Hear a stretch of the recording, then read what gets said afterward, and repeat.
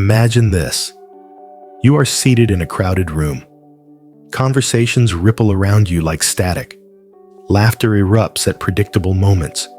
Smiles are exchanged like currency. The rhythm is familiar, almost mechanical. And yet, you sit there, utterly alien. Your mind is dissecting the dialogue in real time, noticing every logical inconsistency, every shallow platitude, every unspoken lie hiding beneath the surface. They're laughing, but you hear the emptiness in their voices. They're bonding, but you see the manipulation stitched into their smiles. You are surrounded by people, yet your intellect has made you an island. Now, pause. Have you ever wondered why the sharper your mind, the heavier your loneliness becomes? Why intelligence, the one trait society praises on the surface, secretly condemns you to exile? You were told that being smart would open doors.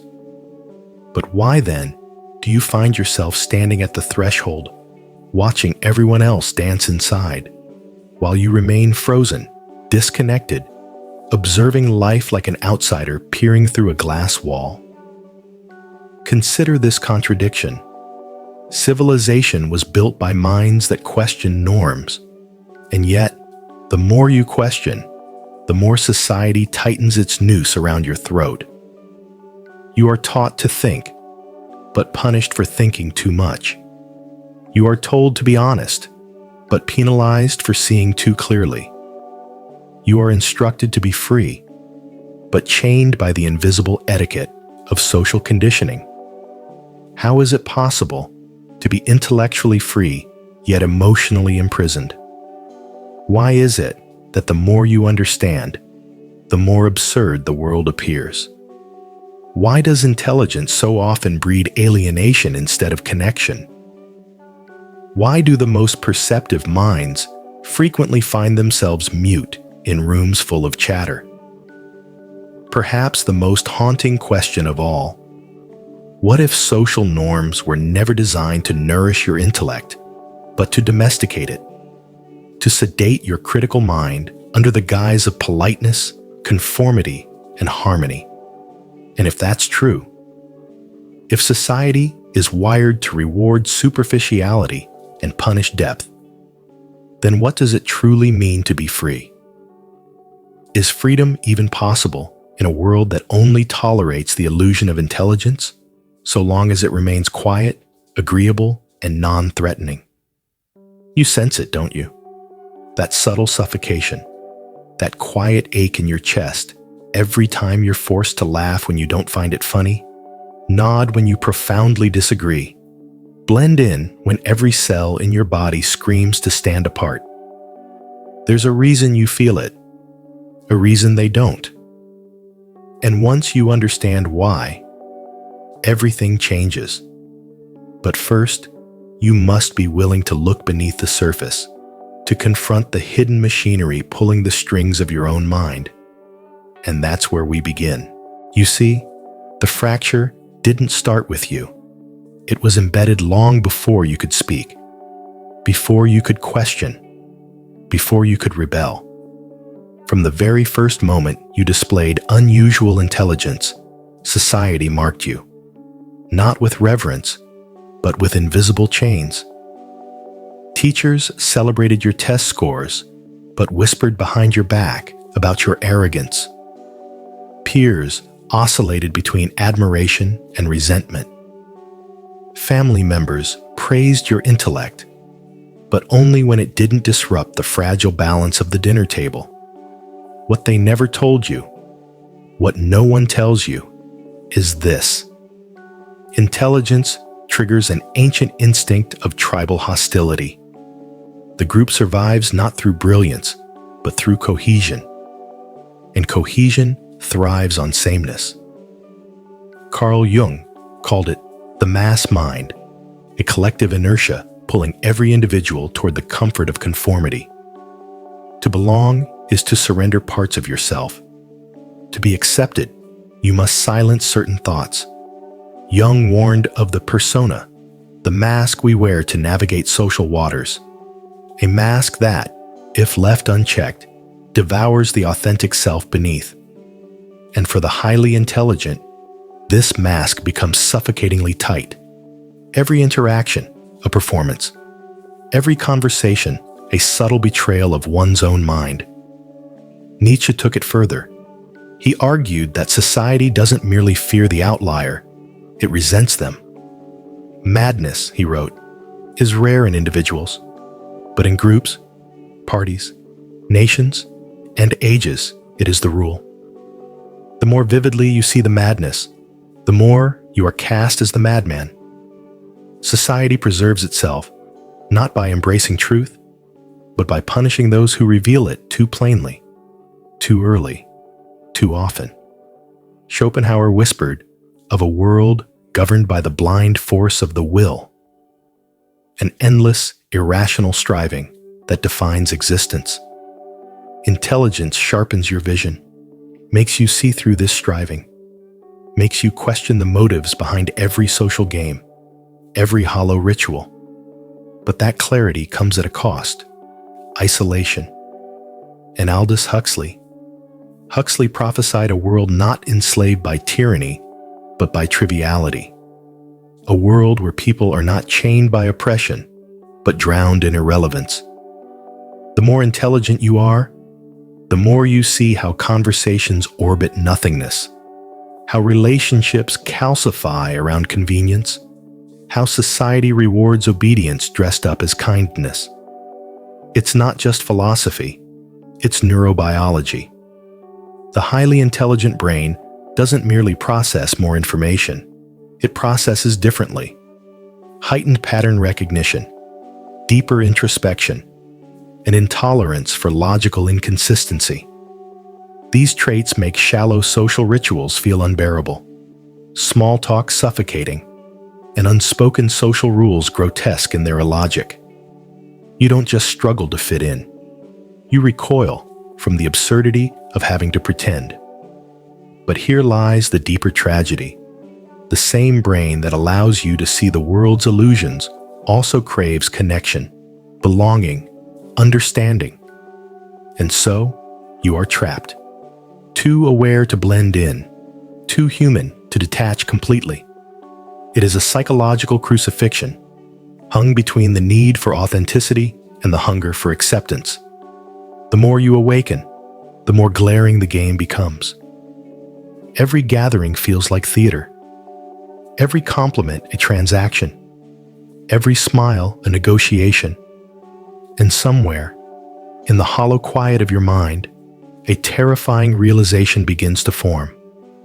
What if the very structure of society is built to make you betray yourself?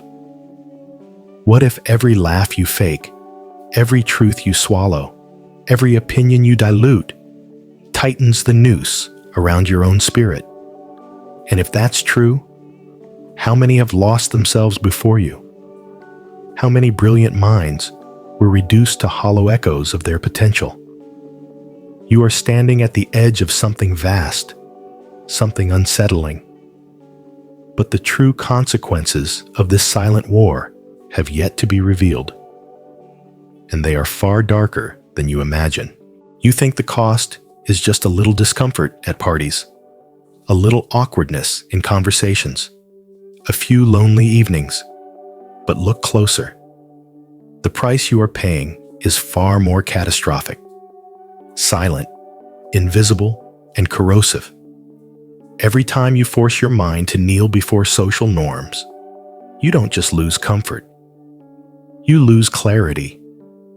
Neuroscience calls it cognitive dissonance, the internal war that erupts when your beliefs and behaviors clash. When you laugh at a joke you find repulsive, when you nod at an opinion you intellectually despise, when you engage in rituals you see through, you fracture your inner world. Tiny cracks form, imperceptible at first, but they deepen day after day, year after year. And your brain adapts. That's the terrifying part. Neuroplasticity ensures your mind rewires itself to survive in this environment. The brilliance that once flowed effortlessly becomes sluggish, dulled by years of self-betrayal. The edge you once wielded turns inward, becoming a blade against your own consciousness. You overthink, you second-guess, you sabotage your own authenticity just to minimize friction with the world. You've seen it in others. The once vivid souls reduced to hollow shells. The passionate child who grew into a chronically anxious adult. The philosopher who became a bureaucrat. The poet who drowned in corporate jargon. They didn't just adapt to society, they disappeared into it. Social psychology offers a sinister explanation: groupthink. The instinct to avoid conflict with the majority is so powerful it can make the sharpest minds agree with obvious falsehoods.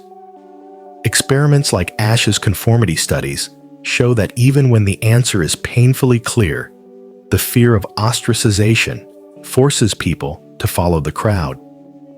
Intelligence does not grant immunity from this. It only makes you more painfully aware of the betrayal as it happens. And then there's emotional atrophy. Mirror neurons are wired for empathy, for connection. But when your connections are built on performance rather than authenticity, your emotional core withers. You become hyper-analytical, detached, cynical, not because you chose to, but because the emotional oxygen has been drained from your life. You stop believing in sincerity because sincerity is punished. You stop trusting people because you've seen too clearly how easily they deceive themselves. Even your identity isn't safe. Sartre warned of bad faith, living a lie so well that you forget it's a lie. You craft a persona that society accepts, and slowly, terrifyingly, you forget who you were before the performance began. The vibrant internal world that once lit up your existence fades into background static, replaced by a hollow echo of social expectations. But the worst consequence isn't just personal, it's civilizational. When the most perceptive minds are forced into silence or conformity, the collective loses its conscience. The sharpest questions go unasked. The deepest truths remain buried. Mediocrity rises, unchallenged, because those who could expose it have been shamed into submission. Society doesn't just stagnate, it decays, festering in its own unexamined absurdities. And the system feeds itself. The more you contort yourself to fit in, the more alienated you feel. The more alienated you feel, the more desperate you become to belong. And the more desperate you become, the more violently you amputate pieces of yourself to squeeze into molds that were never designed for you. Until one day, you wake up and realize you've been living someone else's life, speaking someone else's words, pursuing someone else's definition of happiness. And you wonder, how did it happen? When did you lose yourself? When did survival become self-erasure? But there is a fracture line in this prison, a place where the system can be broken. And if you have the courage to strike at it, to rebel where others submitted, you can reclaim everything you thought was lost. The question is, will you? It starts with a quiet, defiant thought. What if I refuse to pretend? Not tomorrow, not someday, now. What if, in the next conversation, you didn't force yourself to smile at empty words? What if you let your silence speak when the dialogue lacked substance? What if you allowed your intellect to breathe freely, without apology, without shrinking to make others comfortable? This is the rebellion, small at first, almost imperceptible. A single refusal to bow before nonsense, but it carries the force of an earthquake beneath the surface.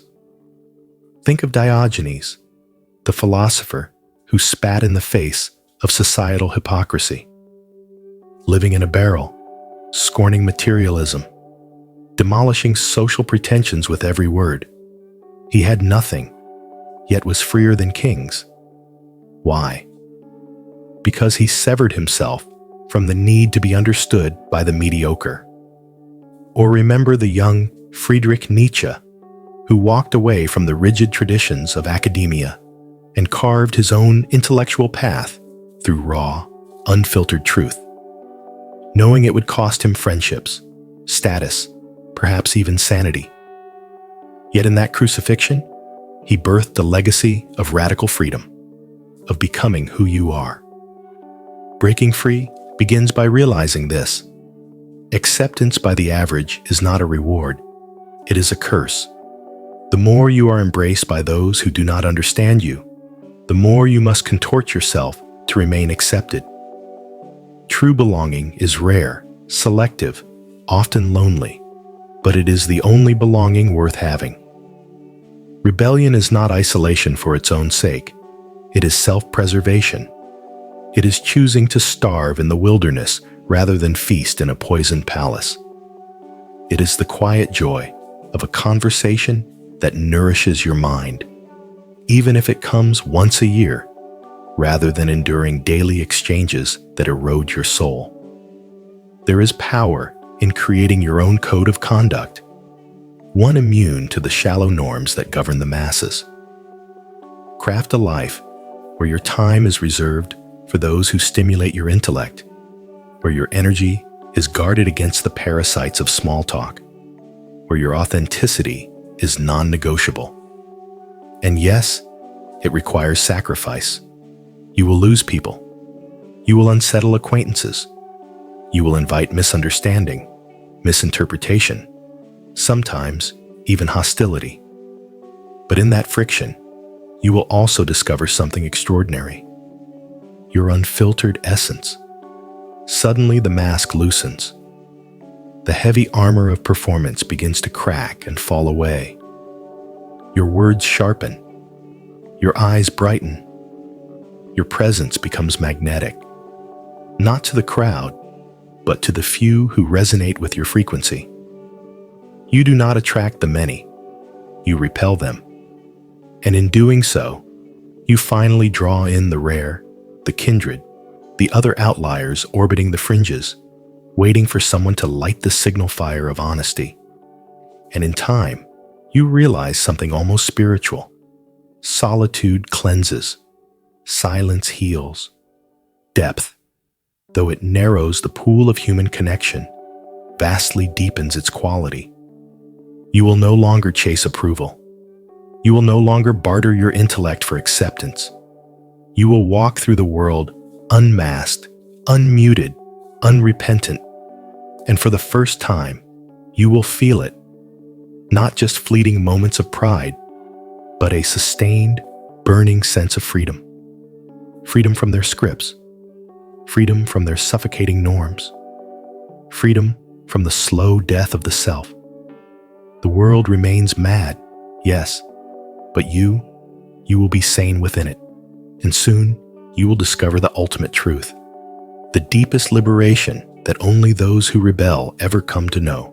Then it hits you, slowly, like sunlight creeping through the cracks of a prison cell. The realization, so simple, it feels almost absurd, yet so profound, it rearranges the foundation of your being. The very thing that made you feel alienated was never a flaw. It was a compass. Your discomfort wasn't a defect. It was a signal.